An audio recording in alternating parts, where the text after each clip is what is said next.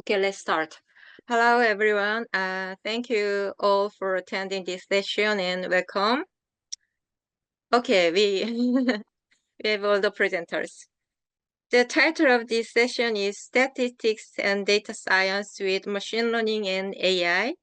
As you know, even in the fields covered by statistics, big data that is different from the past is being accumulated. Also, new machine learning algorithms are being developed every day. So we, the presenters in this session, are studying new research to understand human behavior using new data and new algorithms. And we'd like to introduce our research today. The first speaker is Professor Minjeong Jeon from UCLA in USA. She will discuss novel network-based approaches for analyzing assessment data, moving beyond traditional psychometric method. Her work applies network modeling and latent space analysis to uncover complex relationships between assessment items and respondent characteristics. So, Professor John, please begin your presentation. Thank you, Dr. Yang. I will share my screen.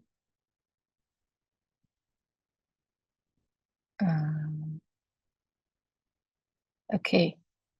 So, hello everyone. My name is Minjeong Jeon from UCLA and UCLA School of Education and Information Studies. And today I will talk about next generation assessments, methodological advancements, and future directions. So this is the outline of the talk I prepared today. I will start with a brief introduction of the field called psychometrics, for those who may not be too familiar with the field. And I will discuss some traditional and emerging topics in psychometrics. Then I will present to you a new way of analyzing assessment data from a social network perspective.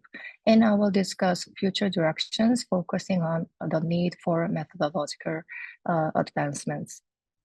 So, and psychometrics is, in short, science of measurement. And what you see here is a screenshot of the official site of Psychometric Society.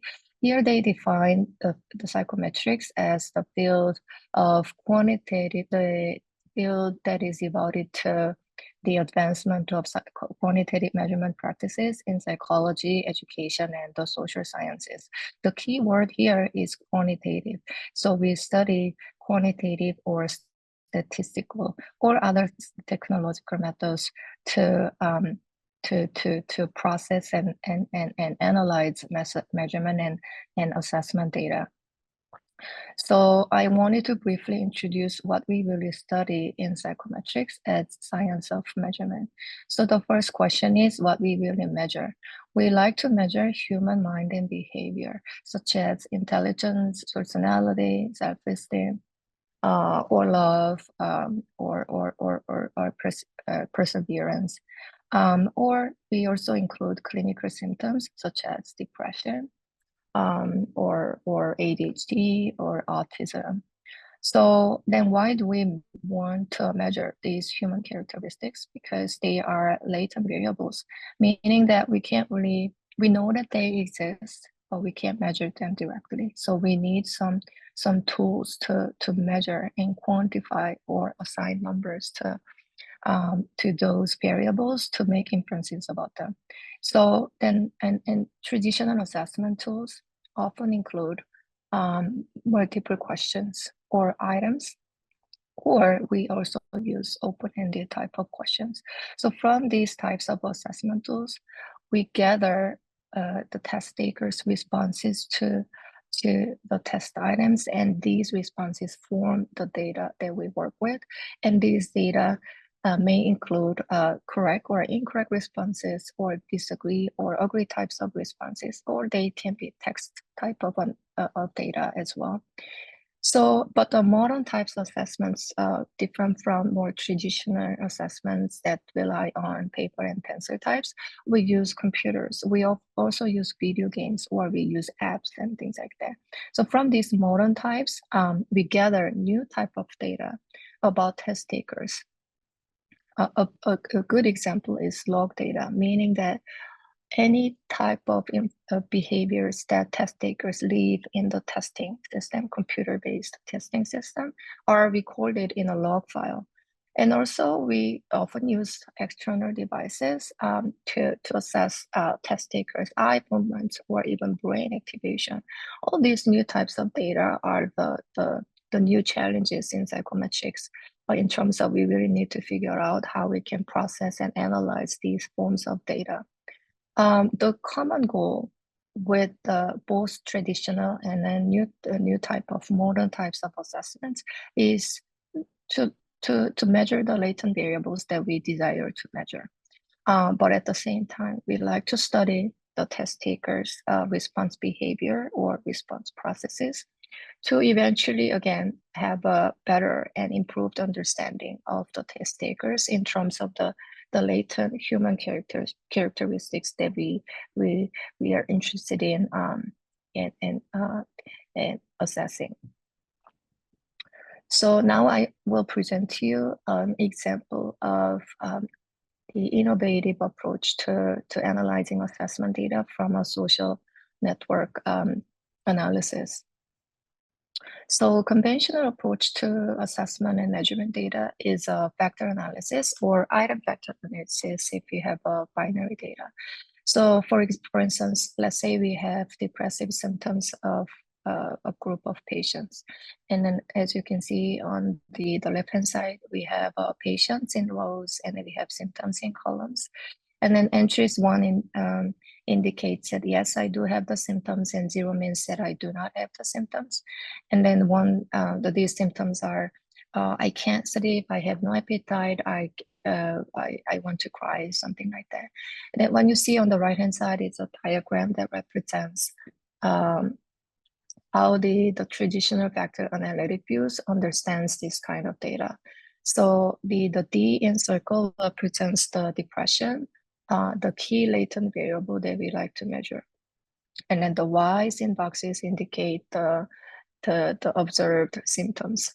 And then these arrows indicate that it shows that in this framework, the depression, right, the key latent variable, is the common cause of the all observed symptoms that we see, and then it explains all the relationships in the data.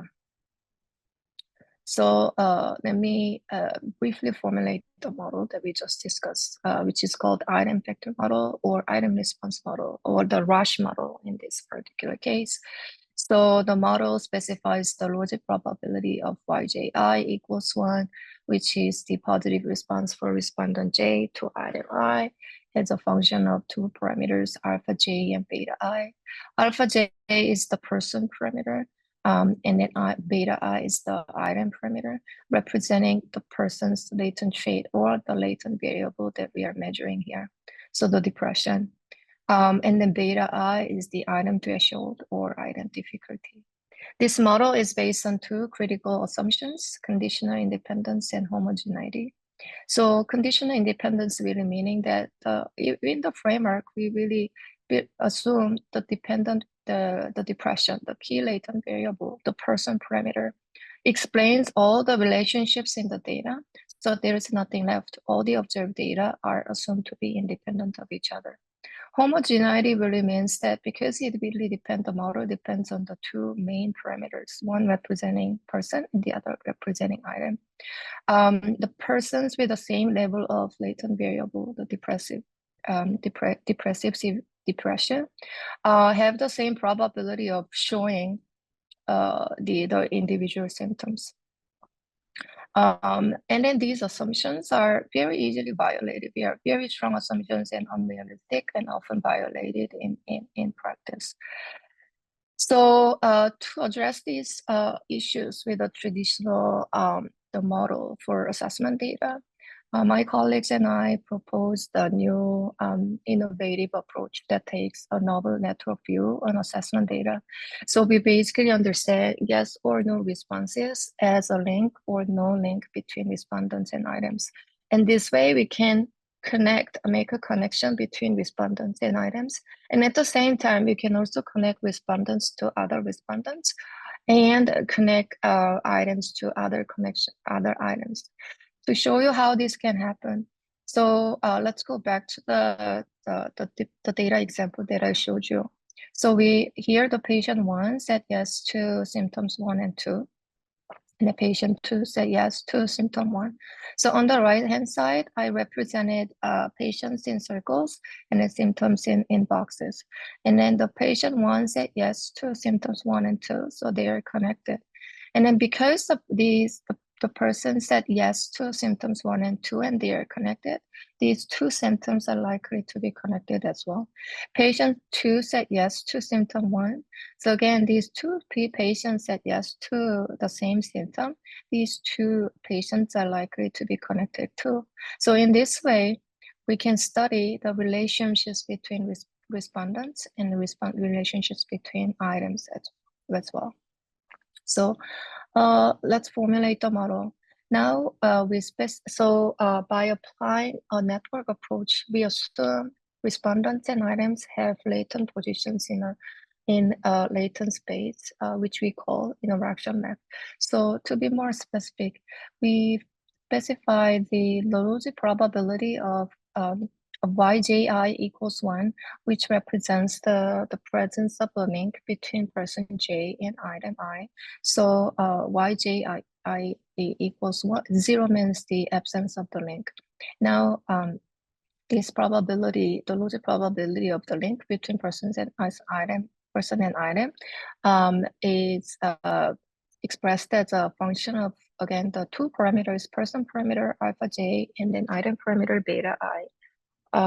Same as before, but we have also additional term in here, which is a function of the persons, the latent positions of the persons and then items. And then for this function f, we take this particular form here, minus gamma times the distance between persons and items. Here, the gamma is the weight, which takes values 0 or greater than 0. And then distance term is the Euclidean distance, and we have the minus term in here, meaning that the large distance between persons and item in the latent space is associated with decreased probability of the connecting the person J and item I. So the large distance means that the weaker relationship between persons and item. So then why we are doing this? So as you said earlier, we criticize that the traditional models, the vector analytic models, require very strong assumptions, but we can relax those assumptions, relax conditional independence by modeling the interactions between persons and items as in the form of the distances between them. We also measure, we can capture the item to item and person to person similarities or dependencies. We can also relax this homogeneity because now patients with a similar depression level can show different probabilities of endorsing the symptoms. And also the symptoms with a similar threshold levels can show different probabilities of being endorsed. So, and then the biggest benefit of this approach is the visualization. So we present the latent space or the interaction map that shows the relationships between persons and items. This is an example of the analyzing depressive and anxiety symptoms from a group of patients. What you see here is the latent space, again, the interaction map of the patients and symptoms. Here, the blue dots indicates the patients, and then the red numbers indicates green, the depressive symptoms, and green numbers indicates the anxiety symptoms. Here we can evaluate each person's distances to each of these symptoms, the depressive symptoms and anxiety symptoms. And being close to the symptoms indicates that the person's stronger relationship with the symptoms, meaning the person is more likely to show those symptoms than other symptoms that are far away, given the person's overall depressive and anxiety symptoms. So this really means that those people with a very similar overall depressive and anxiety overall depression and anxiety levels, they can show different likelihoods of showing these symptoms depending on their locations. So as an example, I picked two people with a very similar overall depression and anxiety levels, but their locations are very different in this map. And then so we evaluated each person's distances to each of these symptoms. Again, shorter distances indicates a stronger relationships. So we represented these relationships in the bar graphs on the left-hand side. So where the height of the bar indicates the strength of the relationship, so which is a 1 over distances. And then in the x-axis, the first 9 items are the depressive symptoms, and the next 9 items are the anxiety symptoms. So we can see that these two people with a very, very similar overall depression and anxiety levels show very different profiles. So one person has a very low likelihood of showing depressive symptoms, but a pretty good high likelihood of showing anxiety symptoms, whereas the other person is more likely to show the depressive symptoms, but not really anxiety symptoms, meaning that this person is more likely to be located here, right? So because this person is like closer to the anxiety symptoms than depressive symptoms, and then this profile belongs to this person. Again, this kind of information can be very helpful in clinical settings, as it provides like more specific and unique insights about like what kind of symptoms each patient is likely to show, and given their overall depression and anxiety levels. Now, the future directions. So as I said earlier, the next generation assessments involve like online, mobile, or app-based assessments. And then from these new forms of assessments, we gather a new type of data. Then I will briefly explain the features, the kinds of features that we see in the new types of data. So the first feature is many time points. By using electronic devices like mobile phones, it's much easier to collect data from many time points. For instance, we can measure depressive symptoms like 3 times a day through over 30 consecutive days. And from this example, we have like 90 time points already, and which is a lot more than what we usually see with the traditional assessment types. And then the new task is how can we process these many time points of measurement data. Another feature is parallel data, meaning that we can collect different kinds of data all together simultaneously.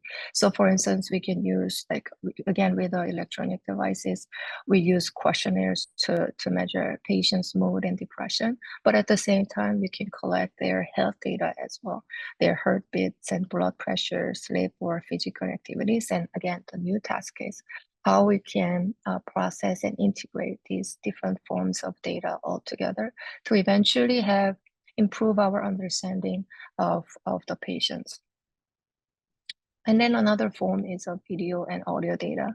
With the new technological advancements, it's much easier to collect video and audio data. Why you want to do it? Because we like to, our goal is to measure the human characteristics that we cannot see directly, for instance, mathematics ability. So we like to measure them, not only relying on questionnaires or the traditional assessment types with multiple items, we want to measure them in a more authentic settings. For instance, in a real mathematics classrooms, we like to film what's going on in here and process the video and audio data to really measure the different levels of understandings that students have in terms of the understanding of different the mathematical concepts. Another data is the log data, of course, as I mentioned earlier, from new forms of assessment types, we get the log data that includes test takers, a sequence of actions and their reaction times, for instance. And then we really need to use machine learning, deep learning, NLP, text mining, and other AI techniques to really process this type of data. And then from to be more specific, what we really can do by using log type of data, we would like to measure or predict the future behaviors of test takers and identify core actions that can really differentiate test takers who are successful from unsuccessful, and understand different cognitive decision and psychological processing to formulate, for instance, more personalized feedback to facilitate desirable behavior in a more timely manner. So, and this is all I prepared, and I believe my fellow speakers will provide more specific examples of how we can use machine learning and AI techniques to process and analyze the data from these new forms of assessments. Thank you. Thank you very much for the interesting presentation. And now let's move on to the second presentation. The second speaker is Dr. Minyoung Yun from ENSAM in France. She will present a machine learning method for predicting depression risk using limited clinical data by applying graph convolutional networks to small datasets. This work demonstrates how advanced analytics can extract meaningful insights even with constrained data resources. Dr. Yun, please begin your presentation. Yep. Hi, everyone. Can you guys all see my PPT full screen? Okay, great. Okay, so my name is Minyoung Yun. Thank you, Dr. Yang, for the nice introduction. I'm a research engineer at ENSAM, which is in Paris in France. Today, we're going to talk about depression. That's why I put a bit of an image of happiness right there, so we stay happy during the presentation.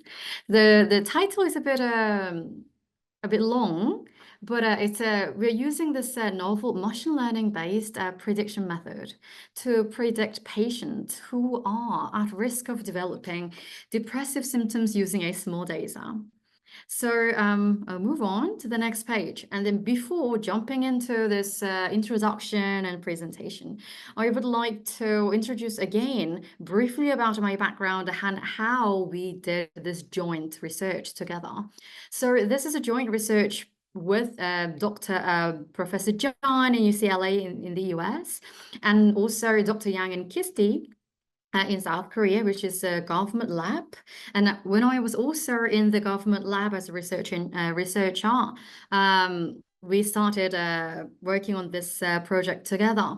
And my background is mechanical and chemical engineering. So I really don't have this background. Depression isn't my specialty, but with the Dr. Jeon, we worked together. And then with Dr. Yang and me in KISTI, being able to experience being exposed to many different types of data to apply to different machine learnings, then we came in together and said, oh, with your specialty, with the Professor Jeon, with depression and psychology, we can try to apply this machine learning. So I will briefly touch on this depression part and then quickly move on to this machine learning application and things. Okay, so today we're going to do prediction of depression, and we have this very depressing image, and we see the words, and thankfully after COVID, I don't have to convince anyone that why we need to study depression and help people with depression. And that's quite when I was making this page, I was thinking, Usually as a chemical and mechanical engineer, I spend a lot of time just convince why I did this research, why this is important. I have to convince these people. But then this depression introduction was quite easy. Oh, I don't need to convince anyone. Everyone's convinced already. So depression, not only me, but this research in academia has been conducted extensively for decades. And the importance of studying this depression is because we all went through this COVID. We coined the word COVID blue with ongoing wars, and there are too many reasons to be depressed nowadays. Especially also personally, I'm from South Korea originally, and we have very high suicide rate, especially in a specific age group, in teens and elderly group, we have very high suicide rate. And when I was conducting this literature research, for this research, I found that timely intervention to help depression patients or people who are likely to develop depressive symptoms, this timely intervention is very important and can really help them. So why this research is important is because we would like to be able to enable that timely intervention by predicting who is likely to develop depressive symptoms. Here, when we say depressive symptoms, I mean you will see in detail in the next pages, but it means negative feelings. So we dealt with 3 negative feelings. Anyways, so this trying to understand, trying to establish this timely intervention, being able to do prediction, not only me, a lot of research have done it.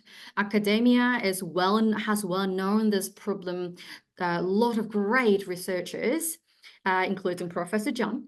And not only academia, but also the markets has been really paying attention, not just any companies, but also company you all know, Apple, has been really paying attention, trying to suggest this new function about depression tracking, or in a way trying to predict by taking personal data. You know, when you look at your smartphone, it knows about you better than you do nowadays, and Google. So they have this tons of data, which in academia, I found they're called biomarkers. There could be different biomarkers, as Professor Jeon showed in her presentation. It could be your sleep cycle. It could be all those things that could indicate the onset of depression. So when this right type of data is given, we can really jump into work with this data. So that was a really lucky part to jump into and start this research. We had great help from this amazing researchers. This is the paper published by Dr. Brinkman et al. They're from Western Europe. And what they have done is really great, because what they have done is this. So when it comes to depression, I was talking about different type of biomarkers, and one of them could be simply ask patients, how do you feel, you know, every day, or like n times a day. So there was this data, longitudinal study, or call it questionnaire. So you have this questionnaire over time filled up by people who had experienced depression in the past, and then now their symptom is getting better, and they are the discharge, and they're doing better now, but they were being tracked just in case, you know, they could have another onset of depression. So they were filling out this patient, you know, used to be patient, were asked to fill out this questionnaire n times a day, certain days.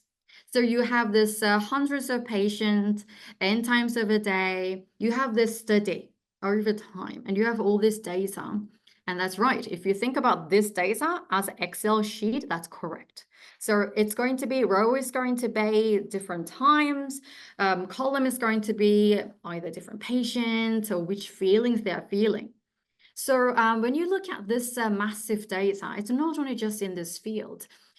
being able to represent the data, being able to transform this data into a form, hopefully in a reduced dimension, in a simpler manner, so we can really understand. And that's what essentially unsupervised learning is doing, would be very, very vital to go on to really next step. So this great researchers, what they have done is they have turned this Excel sheet for each patient into a graph. So a patient now can be represented with one graph. And this graph shows 6 different feelings, 3 positive, 3 negative feelings. How do they interact themselves, how they affect other feelings? And this is going to be like signature. This is like a unique signature for each patient. Now that we have this simplified form, not only being able to understand how each patient is like, but also the fact we have this graph that represents a patient is like having a bullet for the machine learning to go into the machine learning. So what we did when we looked at graph, if you are familiar with machine learning tools and the buzzing word neural networks, maybe you have guessed, we thought of this method. Now that one patient is it can be shown as a graph, if we could label each patient as who's likely or who's not likely to develop depressive symptoms in the future, if we could label them, we can really do supervised learning. So for supervised learning, what you can do with graph is graph neural network. And the method we went for out of many graph neural network is GCN. GCN is a graph combined with convolutional neural network. So CNN, convolutional neural network, is widely loved and widely used type of neural network, especially for images. So what they do is they look at different images and, there's a very simple supervised learning example, which is it a dog or cat example? So if you give the images, what this convolutional learning does is it takes local part of each image and learn this local part becomes each purpose, say like characteristics. So from the local part, that becomes input for the layer for the neurons to train them and will give you the output. Oh, it's a cat, it's a dog. So what you can do also same with this graph is that the same. It's like an image. You take a part of the graph, learn the part characteristics, that becomes input. And that goes into the training for the neural network. So in this case, our input is going to be each patient. And output is going to be, oh, yes, this patient is likely or not likely to develop depressive symptoms. So with that, we'll go through methodology quickly. Hopefully this isn't so overwhelming with the previous page. So here we start with raw data. I'm so sorry, it's so small, the font is. But the raw data means network for each patient. We have hundreds of networks. Networks means patients. But here we run into a bit of roadblock, which we overcame right away. But the roadblock was, you wouldn't know if you guys are from a certain field, especially like a clinical data, field with clinical data. There aren't, the amount of clinical data isn't really big. So the one we had 120 patients, and you would think, oh, that's a lot. And that's what I think Professor John said. And that's what everyone probably in the field feels. But when you think about neural network, you have to give a lot of input to train this many neurons. That's what it does, neural network. So 100 wasn't really enough. So what we had to do was data augmentation. And this is a really critical part, although very simple execution, because not only with the clinical data, I also from mechanical engineer, I ran into the same situation when I couldn't run so many experiments. It's just expensive to run experiments. It takes too long to run experiment. This could all benefit this extra step to enable the further machine learning step. So this data augmentation we used a very simple method. There are many types of data augmentations out there. Even you can use like a neural network to do data augmentation, but we didn't do that. We did a very simple method, which is, let's explain this with the image, yeah? So you have like 5 dog images and you want to do data augmentation. You want to make more images, yeah? Then what you do is you create dog images as data augmentation, but similar dog images. You change a bit of a nose here, ear there, you know, you change a little bit, and then you get a lot of data, which will help you in the training process. So that's what we did. So we made many similar looking patients, and then we label them all. They have the labels, and then that's going to be our input. Our input is now in order of thousands, thank God. So we have this input we labeled, and when we labeled as the patient who had higher score in 3 negative feelings next day will be labeled as 1, which is 1 likely to develop depressive symptoms. If not, the score isn't on the next day as isn't higher, then labeled as 0. So with that, we trained our GCN model, 80% training, 20% test. And then we had to, when we were done with the training, we test. And then with the result, we want to be sure. So you bring in some of the metrics, which is accuracy and F1. So with that, I will go on to show you data augmentation just in more detail. You know, we really repeated these steps 150 times because it's random every time you do it. So every time you there's no magic number. We just picked a 150 was good enough. We were increasing numbers to see which number is good. That's how you can really test with your data too. So once you have raw data, you will have this accuracy and F1 from each augmentation. We average the value to get this accuracy and F1. And on the next, you see bottom right, you see a table, and it shows 3 cases. And it has different IDF value. IDF here, it means the ratio of the negative feeling score on the next day averaged by, not averaged, divided by this scores previous days. So we want to see if it's 1, your negative feeling score has remained the same. Or if it's 1.2 or more than 1, it means your negative feeling value on the next is higher. But we want to, the reason we had these 3 cases is because if you can give this number to say, for example, compared to 1 ratio, 1.5 means this group of patients are likely to develop higher negative feelings on the second day score-wise. So we wanted to see if this group maybe deserves more attention, intervention. So we wanted to see if our methodology could work for this 3 different groups in terms of severity, if I could have put it that way. Okay, so we had the 3 cases. I'm going to show you the results of how our trained GCN model worked in all 3 cases. And probably you guessed, I'm showing you because prediction is good. So I'm showing you these 2 tables. The first table up top here is using the augmented data set. So like I said, 80% trained, 20% testing. Now, when I had augmented data set, now my data was in 1,000, magnitude. So I tested this rest of 20% of thousands and see how much accuracy I get, how much of F1 value I get.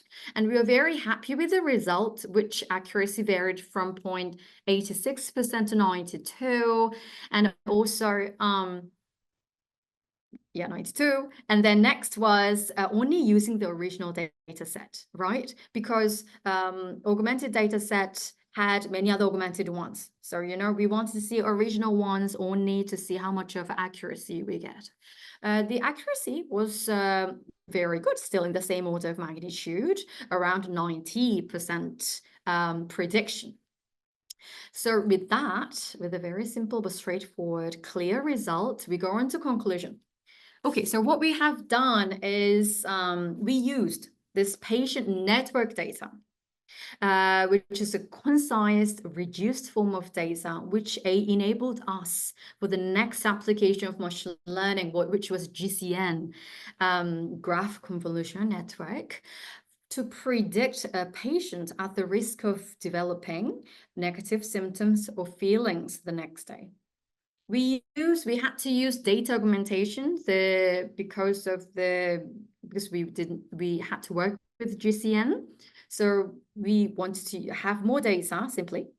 And then the final result was we were very happy with. At this step, we had around 90% of the accuracy, both for augmented and original data. So original data is more important, but anyways. So for the future work could be like this. So since we only trained or took the data for the patient who are likely to develop negative symptoms on the next day only. So it could be expanded with, furthermore, maybe 2 or 3 days, or it could expand it in different dimension too. We are thinking all in different ways. But this work at the beginning of our collaborative project went very well. We ended up publishing it also in a PLOS ONE, so you could also find this work in literature too. That's it from me. If you have any more questions, I also have email address there. I hope you can see it. So that's it. Thank you. Thank you very much for your interesting presentation, Dr. Yun. And now let's move on to the last presentation of this session. And the last one is mine.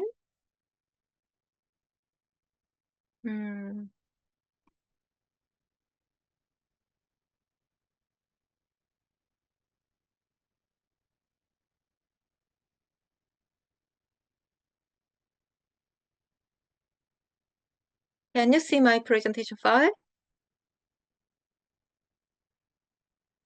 Yes, we can. Just put it into presenter view, perhaps. Okay.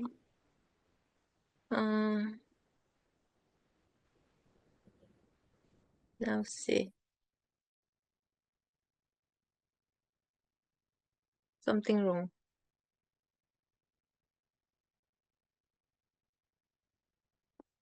Just a moment, please.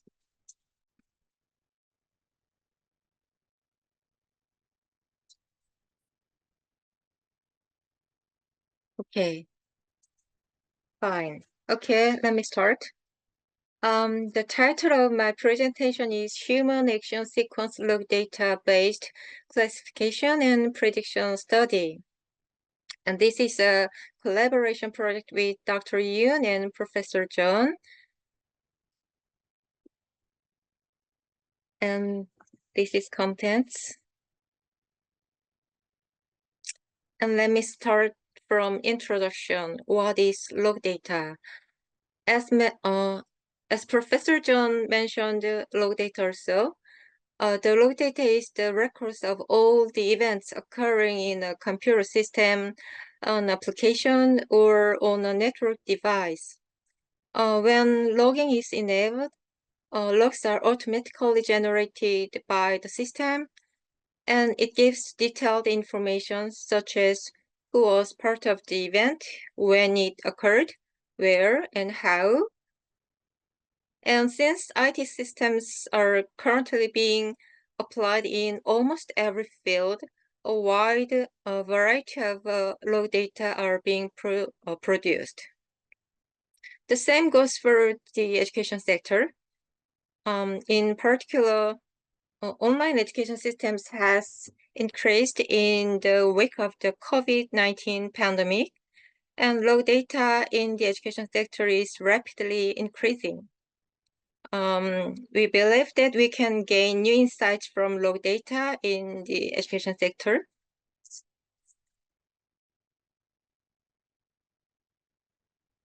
Next, I'd like to explain PIAC data. The PIAC program for the International Assessment of Adult competencies is a program of assessment and analysis of adult skills by OECD. The major product of PIAC is the survey of adult skills, an international computer-based household survey of adults. It is designed as 10-yearly cycles. The first cycle of the survey was conducted between 2011 and 2018 in 39 countries. The second cycle of the survey has been conducted so far. The PIAC measures adults' proficiency in literacy, numeracy, and the ability of problem solving in technology-rich environments. Where technology means hardware devices, software applications, commands and functions, and representations, for example, text, graphics, and video.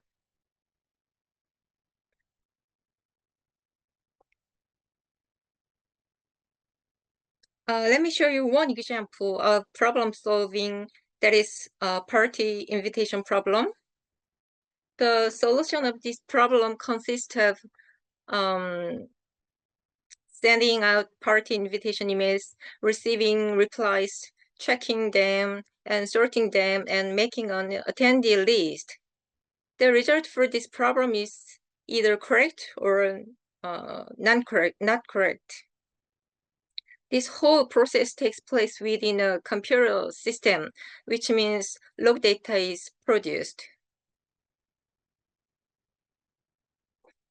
PIAC log files contain a record of the interactions between respondents and the PIAC computer testing application during the process of the PIAC assessment.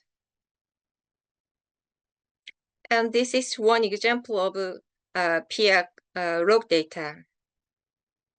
This is a sequential data starting from start, mail drag, mail viewed, further viewed, and so on, ending to button confirmation closed, next item, and finally end. All actions recorded from the time respondent logs into the PIAC problem solving system until logout. Each respondent has different log file. It is of different length, structure, and different pattern. We believe that this log data can reveal individual characteristics.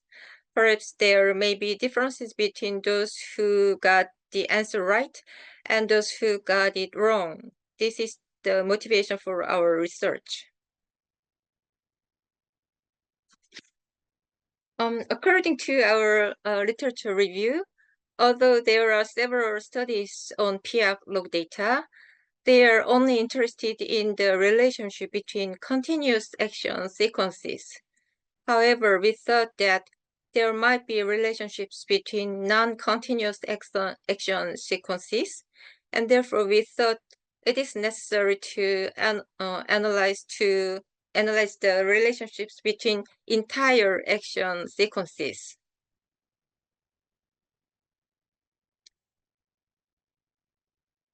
So this is our research motivation and research questions.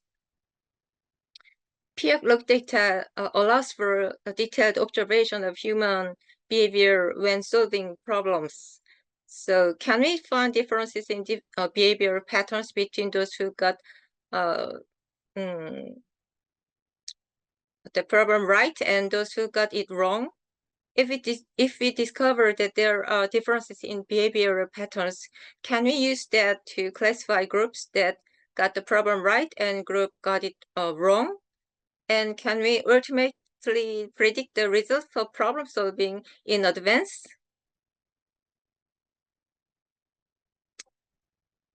In the PIAC log data samples, we got score information for party invitation problem. A score 0 means that the answer is completely wrong, and a score 3 means that the answer is completely correct. Score 1 and 2 mean the answer is partially correct.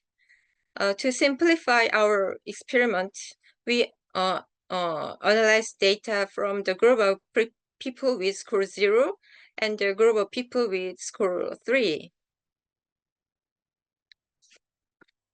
And here is our method. Step 1 is for feature extraction. This is a step to detect what are the mini fraction sequences that distinguish the two groups. We constructed the sequential log data of the score 0 group and the score 3 group as sentence data and applied the word-to-vec algorithm.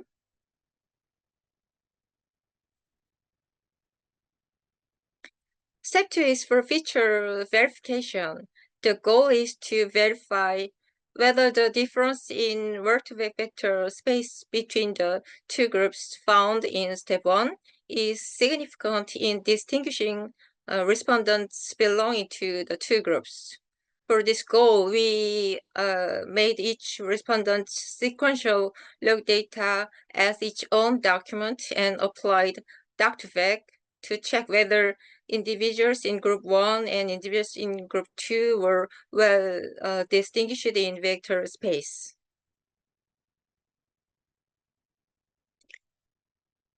Okay, this is result. In our step 1 analysis for feature extraction, we found that there was a difference between the score 0 group and the score 3 group.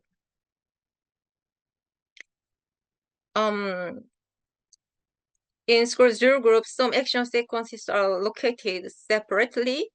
Meanwhile, in score 3 group, all action sequences are organically connected to form one network. In particular, we found 3 meaningful action sequences that differed between the two groups. In the red squares on the right graph, male drop, and male moved. They are male moving actions.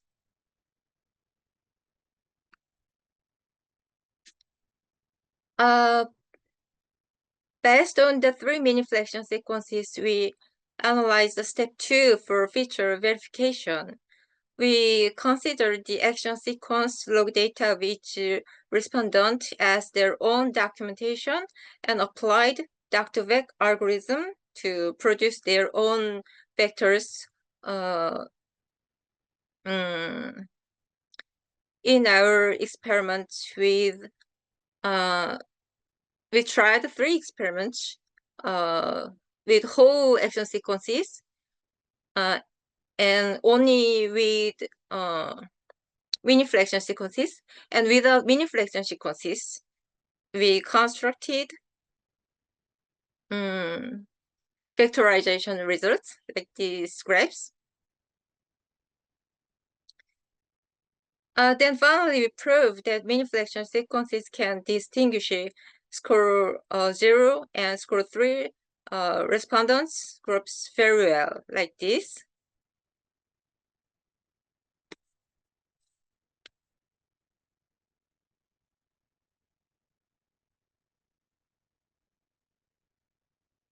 Okay, let me summarize. Our suggestion is to apply word2vec and doc2vec to the action sequential log data for the purpose of feature extraction and feature verification. And we try to correlation analysis between all unit action sequences to discover the difference in action sequences between score 0 group and score 3 groups. And then we will try score prediction and classification in advance. The method we propose in this study can be applied not only to education, but also to sequential log data in marketing, healthcare, etc.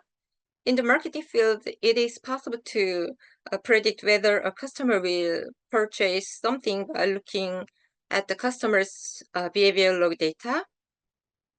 And in the healthcare field, it is possible to predict a certain disease by looking at the patient's behavior log data. If we can predict in advance, it is possible to give appropriate feedback to create better results.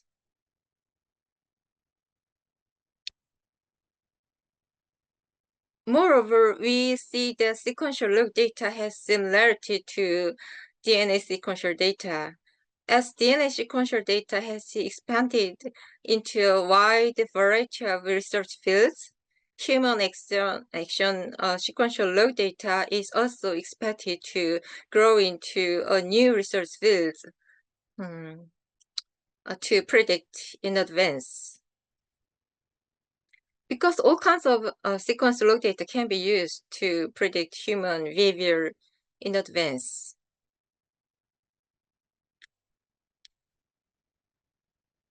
Okay, that's all.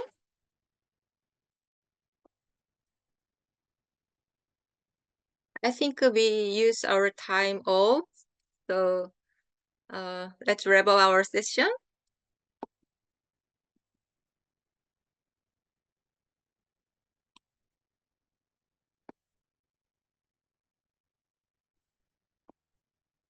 Thank you for